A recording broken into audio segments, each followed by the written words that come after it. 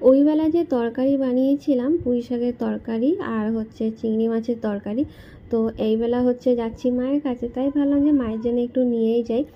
আমার মাও তো এখন খেতে পারে না, কারণ আমি থাকি না বলে।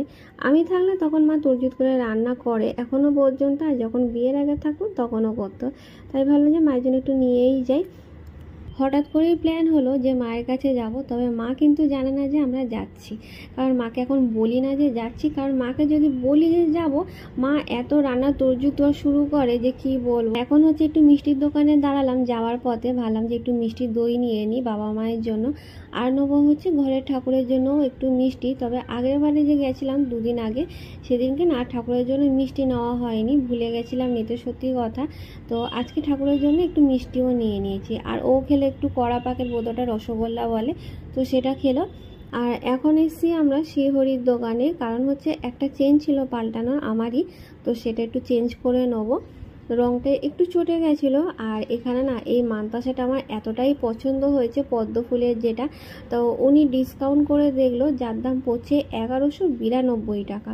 তো খুব ভালো লেগেছে, কিন্তু এতটা দাম হবে আমার আইডিয়া ছিল না। উনি দামটা বলার আগে একবার ভেবেছিলাম যে এটা নিয়ে নেবো, খুব পছন্দ হয়েছিল আর আমার নেইও। তাছাড়া উনি যখন দামটা বললো, তারপর ভাবলাম যে এটা এখন নেওয়া যাবে না, অনেকটাই দাম বলছে। অবশ্যই এগুলো তো এরকমই দাম হয়। আর তারপর হচ্ছে এটা দেখলাম অনেকটা যেন চোকার মতন লাগছে, কিন্তু চোকার না, মানতাসাই ছিল। আর এইটা হচ্ছে আর একটা প্রজাপতি, তো এটার দাম হচ্ছে 810 টাকা ডিসকাউন্ট করে।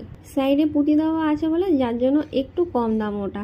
আর এখন এসে আমরা সবুর সঙ্গে ঘুগনি খাবো, ও তো খাবে আর ওর পালে পরে আমি একটু খেলাম, খাওয়ার ইচ্ছা ছিল না।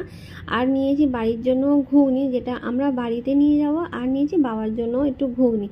আমার বাবা খেতে ভালোবাসে, এর আগেও তো বলেছি। তো আমরা ঘুগনি খেয়ে নিয়ে আর একেবারে নিয়ে তারপর হচ্ছে বাড়িতে ঢুকেছি।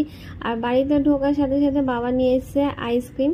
বাবার মন রাখতে গিয়ে আজকে আমাকে আইসক্রিমও খেতে হয়েছে, তার সাথে মাজা। ওকে মা দিয়েছে 1 গ্লাস মাজা, তো ও খেতে পায়নি, যেটা আমাকেও খেতে হয়েছে।